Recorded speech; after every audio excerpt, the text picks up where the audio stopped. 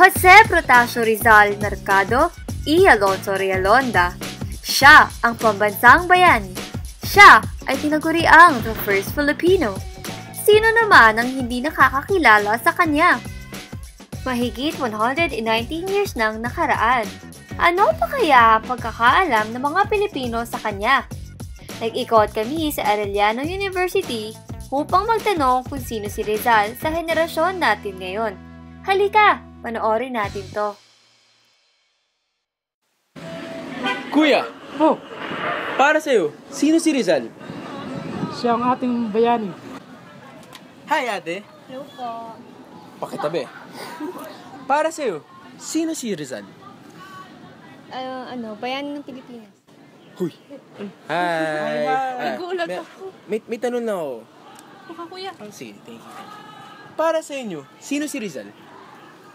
Si Rizal ay ang ating pambansang bayani. Ikaw, ate. Para sa'yo, sino si Jose Rizal? Ano siya? Basta, pambansang bayanan nun din. So, para sa inyo, sino si Rizal? I think si Rizal ay isang national hero ng Pilipinas. National hero ng Pilipinas. Um, Kuya, sino si Rizal para sa'yo? Jose Rizal is our hero, national hero. Sino si Rizal para sa'yo? Para sa akin, si Jose Rizal ay isang hero. Pambansang bayani po. Sa'yo, ate. Para sa'yo, sino si Rizal? Ganun din, kuya. Pambansang bayani ng Pilipinas. Pambansang bayani? Pareho kayo ng sagot. Copy-paste Same. Sa'yo, Same po. pambansang bayani. Sa'yo? Ganun din po. Ganun din. Ate, para sa inyo, sino si Rizal? Bayani. Bayani. Bayani ng Pilipinas. Bayani ng Pilipinas. Siya yung bayani. Siya yung Pambansang bayani. pambansang bayani natin ng Pilipinas. Okay. Para sa inyo, sino si Jose Rizal? Bayani. Pambansang bayani. Pambansang bayani natin. Pareho kang sagot, pambansang bayani natin. Oh. Sino nga ba talaga si Rizal? Nag-aral sa magagarang paaralan sa Pilipinas tulad ng UST and Ateneo at lumipat sa Europa upang ipagpatuloy ang pag-aaral sa ophthalmology. Siya pa ay nakakapagsalita ng 22 na lingwahe. Wow! Hindi ka pa ba-believe? Isa lamang itong architect, artist, businessman, cartoonist, educator, economist, historian, inventor, journalist, musician, nationalist, naturalist, novelist, poet, propagandist, at psychologist. In short, genius! Ngunit mas kilala si Jose Rizal sa pagsulat ng Noli Me Tangere at El Filibusterismo. Ano pa kaya kayang gawin ni Rizal?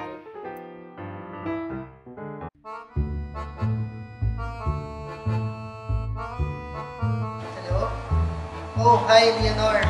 Are you free later? You want to watch a movie later? Hi, Segunda. Hi, Nen.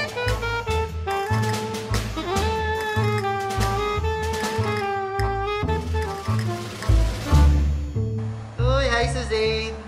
Miss na kita, Suzanne. Kumusta ka na dyan? Hi, Gertrude.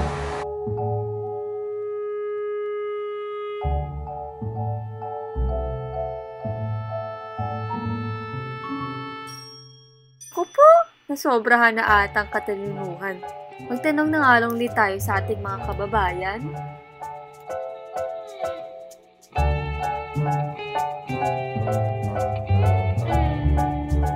You know? Sa tingin mo bang importante pang pag-aralan ng Rizal ngayon? Oo naman, dahil sila ang kasaysayan ng ating nakaraan. Tama, galing ah. Sa tingin niyo bang importante pang subject na Rizal ngayon? Oo naman. Bakit? Kasi doon nasusukat yung Kaya niya. pagiging bayani ng ating bansa. So, magiging isa siyang modelo, magiging tutularan ng mga kabataang Pilipino dahil sa kanyang mga ginawa. Sa tingin mo bang importanteng pag-aralan ang subject na Rizal? Oo. Bakit? Para, to know more about Rizal. Nice answer.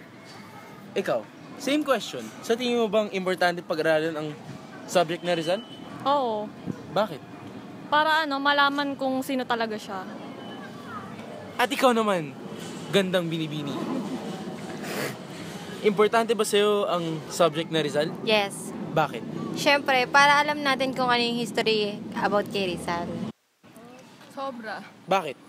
Kasi po malaki yun ambag niya sa history ng Pilipinas. Sa? Sa history. Sa history ng Pilipinas. Sang-ayon ba kayo sa sinabi niya? Or may iba kayong opinion? Madami siyang naambag sa atin kaya... Sa kasaysayan natin. Tsaka isa sa rason kung bakit tayo malaya ngayon. Bakit? Kasi syempre, di ba, ano yun, buhay ni Rizal, di ba? Syempre, pabansang bayani natin si Rizal. Parang siya yung nag-save sa bayan natin, kaya dapat mapag-aralan natin yung buhay niya. Ikaw ate. Same lang din sa kanya kasi malaki yung natulong niya eh. Para sa atin. Sa kasaysayan natin. Yes, kasi malalaman natin kung sino talaga si Rizal. Kasi nasa din siya Constitution. Para malaman natin kung sino talaga siya, kung ano naiaambag niya sa bansa natin. Sa tingin mo ba importanteng pag-aralan si Rizal ngayon? Oo, kasi nasa history. Sa tingin mo bang importante ang subject na Rizal ngayon? Siyempre. Bakit? Para mas malaman natin na kung ano kahalagahan ni Rizal. Magaling. Oo, siyempre. Para malaman ng mga kabataan yun. So, Para sa mga kabataan din. para sa history, para malaman lang nila yung nangyari sa nakaraan. Apo. Bakit? Kasi para maano natin yung history na yung ginawa niya para sa bansa natin. Tama. Sa panahon natin ngayon, sinasabing si Rizal ay isang reincarnation ni Jesus. Ang paniniwalang ito ay base sa kanilang pagkakapareho sa karakter, ehemplo sa bayan, misyon at dahil pareho itong advocate sa pagkakaisa at kapayapaan. Pareho rin daw silang nakakapagpagaling ng kahit anong sakit. Pareho naging biktima ng trial and mockery at ang kanilang pangangaral ay naka-impluwensya sa buong mundo. At ang pinaka-importanting punto ng mga Rizalista ay dahil pareho itong namatay for a noble cause. Sa tingin mo bang sang-ayon ka bang gawing reliyon ang Rizalista? Alam mo ba yung Rizalista? Ginagawang reliyon yun. Sang-ayon ka ba dun? Para sa akin, hindi. Bakit? Kasi hindi naman dapat gawing religion ng ni Jose Rizal. Sa ating bayanin, siyang mano sa ating bayan, dapat hindi. Si Rizal ay ginawang isang Diyos. Ginawa siyang Panginoon. Ginawa siyang relihiyon. Alam mo ba yun? Hindi mo alam yun. Ngayon, sang-ayon ka ba dun? Hindi ako sangayon. Bakit? Sigad ang natin. Si God lang ang number one natin. Sa tingin niyo bang importante at maganda ang pagiging relihiyon ni Rizal ngayon? As a Religion, Rizalista? I don't know what is Rizalista. Ginawa po siyang relihiyon. Rizal, ginawa siyang Panginoon. I don't think so. Kasi Sang-ayon po ba kayo dun? Mostly, yung pagiging Rizalista, na nakita ko lang yan sa Quezon provinces. But here, hindi masyadong... Do you agree? Do you I agree approve? kasi medyo talagang sila, So, sang-ayon ka ina-idolize. po sa kanila na Ang sa akin, hindi. ayaw niyo po sa mga... Hindi. Okay po. Kulto daw yun. Kulto daw yun. Sang-ayon ka ba dun? Depende kung Naniniwala ka ba dun? Anong reliyon yun. Yun yan. Ang Diyos kasi nila dun ay si Rizal. Naniniwala ka ba dun? Sabi daw kasi kulto daw yun eh. Nabasa ko Kaya sa hindi- dyaryo. So in short, hindi ka nagsasangayon. Hindi. Okay. Sa tingin mo bang, alam mo bang relihiyong Rizalista? Are you aware of that? Aware ka ba dun na may relihiyong Rizalista? Opo. Ngayon, sang-ayon ka ba dun? Hindi po. Bakit? Kasi parang ina-idolize po nila si Rizal. In fact, tao lang naman po siya. Which is wrong, di ba? Opo. At sino dapat i-idolize natin? God. Hindi ako sangayon sa mga ganun. Bakit? Parang masyadong komplikado na kung gagawin mong Diyos yun eh. Kaya para sa'yo, sino ang Diyos? Si God. Si God pa rin. Si God pa rin, di ba? So, hindi ka sang-ayon kay Jose Rizal na maging Panginoon? Hindi. Okay. Para sa'yo, pare, sang-ayon ka ba? Hindi rin siguro. Hindi ka sang-ayon. Bakit?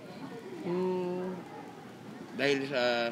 Ngayon ko lang napakinggan. Ngayon mo lang nalaman na... Ngayon mo lang na balitaan na may ganun pala. Kaya hindi rin. Pero kung dati, alam mo na, anong sa tingin mo? Hindi rin siguro. Sasali ka ba? Hindi rin siguro. Hindi rin. Sang-ayon ba kayo dun? No. Bakit? No. Kasi ano? Iisa lang naman yung God natin. Iisa lang. At sino yun? Si Papa Jesus po. Papa Jesus. Ikaw, sang-ayon ka ba? Hindi po. So, hindi ka sang-ayon sa relihiyon na Rizal? Kasi para po sa akin personally, sumusunod lang po tayo sa isang religion. So, which is God. God. Hindi. Bakit? Kasi si Rizal, bayani lang, tao lang siya, hindi siya yung Diyos. Correct ka dyan, sister. Pero para kaya sa iba, importante kaya ang katulad niya ngayon? Sa tingin mo bang kailangan pa natin ng Jose Rizal sa panahon natin ngayon? Oo. Ng isang bayani? Bakit? Kasi si Rizal, naging siya, inspirasyon ng kabataan. Kaya kailangan natin ng, oh my gosh, kaya mo yan, ate. Kasi si Rizal kasi, naging bayani siya ng Pilipinas, di ba? So, kailangan natin ng inspirasyon para mas maging maayos ang kabataan niya. Siguro po. Bakit? Kasi po marami na nga yung mga bayaning puro kurakot lang na So, kailangan natin si Jose Rizal para maligtas tayo. Parang yung mga bayani, yung parang pag namamatay. Basta yun. Kailangan po. Bakit? Sa ngayon nangyayari ngayon, medyo magulo ang ating mundo. Tama. Sa ating pamamayanan, sa ating lipunan. Dapat mayroon isang bayani. Oo, syempre. Bakit? Okay lang yan. Bakit? Kaya mo yan. Bakit natin kailangan ng bayani? Kasi sa bansa natin, kailangan natin ng bayani. Parang senador din yan kasi may mga opposition tapos ngayon. May mga tutulong sa bansa natin, ganun. May mga lumalaban para sa bansa natin. Tama ba ako, ate? Yun. Oo. Kailangan din natin ngayon. Siyempre, sobrang dami na ng kurakot dito eh. Parang wala nang nagmamatapang lumaban sa mga... Ikaw, pare? Yung dahil sa current events nga, yung mga nangyayari nga, lalo sa government. So, sa tingin nyo, pag sa tingin nyo, may isa tayong Jose Rizal ngayon, uulad ang bansa natin? Hindi rin siguro. Bakit? Kasi nung past nga, umunlad ba yung bansa? Hindi naman. Sa'yo, pare? Parang kaguluhan lang din dulot ng gano'n. So, naniniwala kayo kay Rizal? Oo, naniniwala. Sa tingin nyo bang kaya niyang baguhin ang mundo natin ngayon? Kung nabubuhay siya ngayon?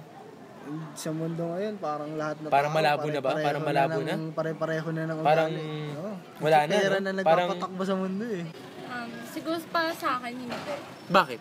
Kasi kung alam naman ng tao yung tama at mali, kahit walang, ano ba tawag dito?